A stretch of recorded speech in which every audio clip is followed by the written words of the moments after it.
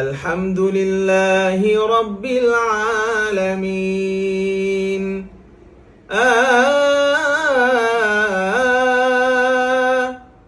আর রহমানির রহিম।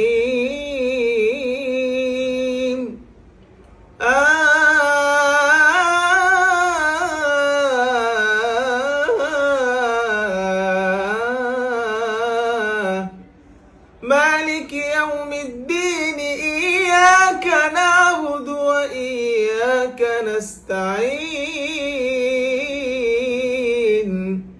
তাইলে আমরা এই সুরের মধ্যে তিনটা স্কেল দিলাম, একটা নিচু, একটা মাঝামাঝি, একটা উঁচু। খেয়াল রাখতে হবে ভাঙার মাঝখানে ভাঙাগুলো যেন স্পষ্ট হয়।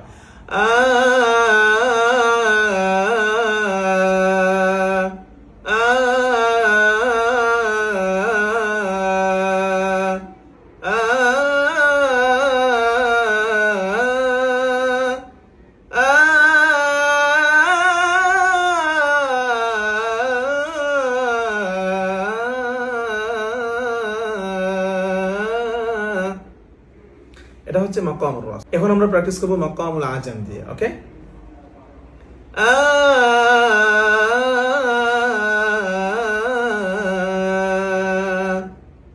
বিসমিল্লাহির রহমানির রহিম।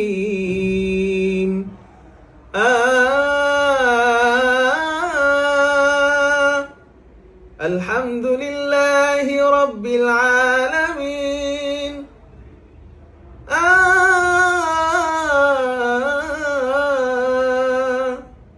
الرحمن الرحيم.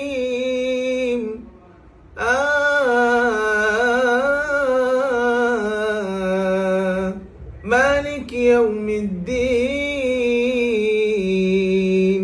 আবার আমরা উঠাবো।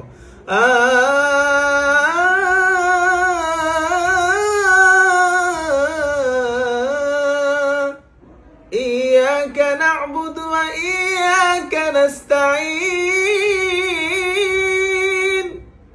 তাহলে এটার সাউন্ড হচ্ছে এরকম।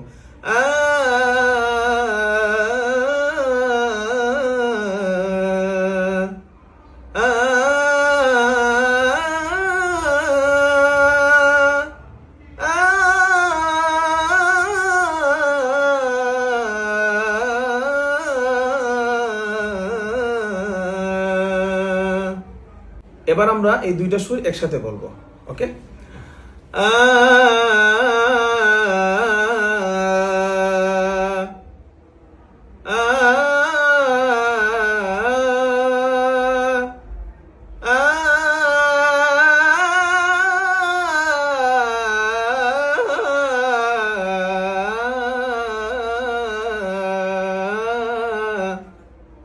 এবার মাকামুল আজাম।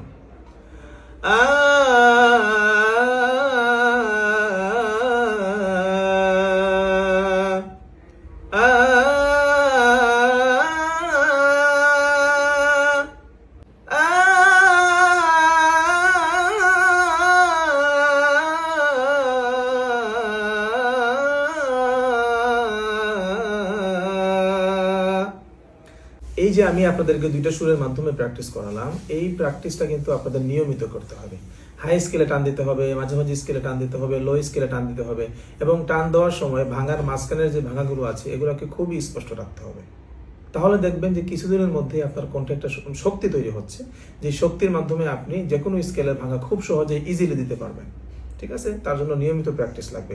প্রত্যেক নামাজের পরে যদি আপনি 5 মিনিট করে মেহনত করেন, সেক্ষেত্রে আপনার 5-5 25 মিনিট হচ্ছে। দৈনিক 25 মিনিট যদি আপনি এই বিষয় নিয়ে মেহনত করেন, আপনার জন্য এনাফ।